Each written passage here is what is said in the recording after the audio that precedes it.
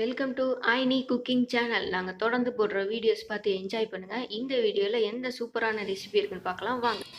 Hi friends, இந்த வீடியோவில் ஒரு சூப்பரான ஈவினிங் ஸ்நாக்ஸோடு தான் வந்திருக்கேன். ஸோ வாங்க வீடியோக்குள்ளே போகலாம். ஸோ இப்போ வந்து நம்ம ரெண்டு முட்டையை வந்து ஃபஸ்ட்டு உடச்சி எடுத்துக்கலாம்.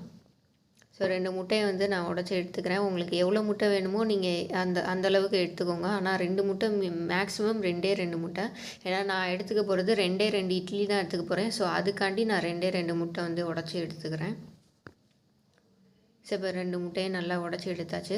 ஸோ இப்போ ஃபஸ்ட்டே வந்து கிண்டிட வேணாம். ஸோ நம்ம இதில் ஆட் பண்ண வேண்டிய மசாலாலாம் ஆட் பண்ணிடலாம். ஃபஸ்ட்டு சிக்கன் குழம்பு மசாலாவை ஆட் பண்ணிக்கலாம். அதுக்கப்புறம் சிக்கன் 65 மசாலாவை வந்து போட்டுக்கோங்க. எல்லாம் கொஞ்சம் கொஞ்சம் போட்டுக்கோங்க. அப்புறம் கரம் மசாலா, அப்புறம் மஞ்சள்தூள் போட்டுக்கோங்க. அப்புறமேட்டுக்கு வந்து சில்லி பவுடர் போட்டுக்கோங்க. அப்புறம் பெப்பர், கொஞ்சோண்டு மிளகுத்தூள் போட்டுக்கோங்க. அப்புறம் உப்பு கொஞ்சம் தூவி விட்டுக்கோங்க, மேலே எந்த அளவுக்கு தேவையோ அந்தளவுக்கு. ஸோ இதெல்லாம் கொஞ்சம் கொஞ்சம் மட்டும் போட்டுக்கிட்டு நல்லா கிண்டி விடுங்க. நல்லா முட்டையை வந்து நல்லா அடிச்சுக்கோங்க எடுத்து. ஸோ எல்லாத்தையும் வந்து கொஞ்சம் கொஞ்சம் தான் நான் போட்டிருக்கேன். ஒரு ஹாஃப் ஸ்பூன் தான் மட்டும்தான் போட்டிருக்கேன். ஸோ அதுக்கப்புறமேட்டு வந்து கடலை மாவை எடுத்து அதை நல்லா கலக்கி விட்டுக்கோங்க. ஏன்னா கெட்டியாக இல்லாமல் நல்லா கலக்கணும். அதனால் தனித்தனியாக கலக்கலாம் போட்டு. ஸோ அதுக்கப்புறமேட்டுக்கு வந்து அரிசி மாவு கொஞ்சம் போட்டுக்கணும். பச்சரிசி மாவு எடுத்து போட்டுக்கிட்டிங்கன்னா நான் நல்லாயிருக்கும். பச்சரிசி மாவு போட்டு நல்லா இந்த மாதிரி கலக்கி வச்சுக்கோங்க.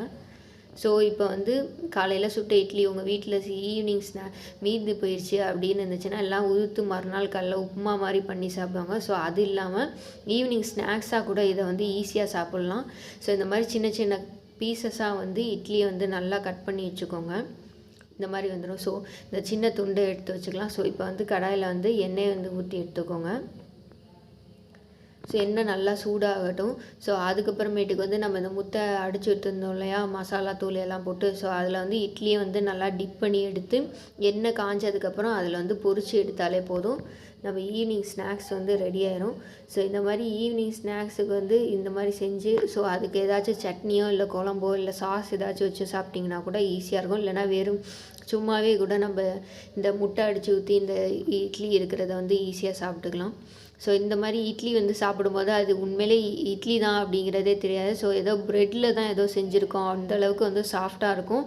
ஸோ இட்லி சாப்பிட்ட மாதிரி இட்லிங்கிற மாதிரியே நம்மளுக்கு தெரியாது. இட்லியில் தான் இதை செய்கிறோம் அப்படிங்கிறதே குழந்தைங்களுக்கு தெரியாது. ஸோ இந்த மாதிரி உங்கள் வீட்டில் உள்ளவங்களுக்கு ஈஸியாக ஒரு சின்ன ஈவினிங் டிஷ்ஷாக வந்து இதை செஞ்சு கொடுத்து பாருங்கள். ஸோ காலையில் வந்து மீந்து போன இட்லியை மறுநாள் இல்லைன்னா தூக்கி போடுவாங்க, இல்லைன்னா நைட்டு அம்மாவே உட்காந்து சாப்பிட்ற மாதிரி இருக்கும். ஸோ அந்த மாதிரிலாம் எதுவுமே இது பண்ணாமல் ஸோ ஈவினிங் டிஷ்ஷாக வந்து வீட்டில் உள்ள எல்லாத்துக்குமே வந்து இதை ரொம்ப பிடிக்கும்.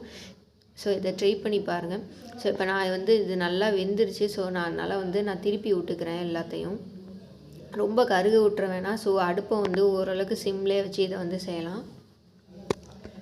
பாருங்கள் நல்லா வெந்துருச்சு. இருங்க, இட்லி ஏற்கனவே நல்லா வேக வச்சு. ஸோ அந்த மேலே உள்ள அந்த லேயர் மட்டும்தான் வேகணும். அந்த முட்டை மசாலாலாம் அடித்து ஊற்றணும் இல்லையா, ஸோ அந்த லேயர் மட்டும் வேகணும். ஸோ அதுக்காண்டி கொஞ்சம் நேரம் மட்டும் எண்ணெயில் வந்து போட்டு எடுத்துக்கோங்க.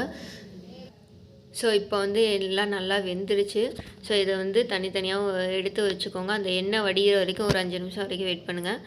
சுட சுட சாப்பிட்டா இன்னும் நல்லா டேஸ்ட்டாக இருக்கும். ஸோ இந்த மாதிரி ஈவினிங் டிஷ்ஷை உங்கள் வீட்டில் உள்ள எல்லாத்துக்குமே செஞ்சு கொடுத்து என்ஜாய் பண்ணுங்கள் ஃப்ரெண்ட்ஸ். அதுவும் இல்லாமல் இது ரொம்ப டேஸ்ட்டாகவும் இருக்கும், ஹெல்த்தியானது கூட தான்.